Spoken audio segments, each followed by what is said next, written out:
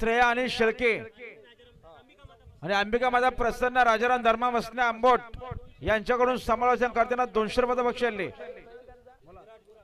सुंदर असं नियोजन पाहायला मिळतंय. प्रसन्न स्वर्गीय बालचंद्र नानू बिराडे यांचा सुंदर डॉन देखील आजच्या मैदानात बिंजोरच्या गोळाचा मानकरी. कशी उडी मारते बघा.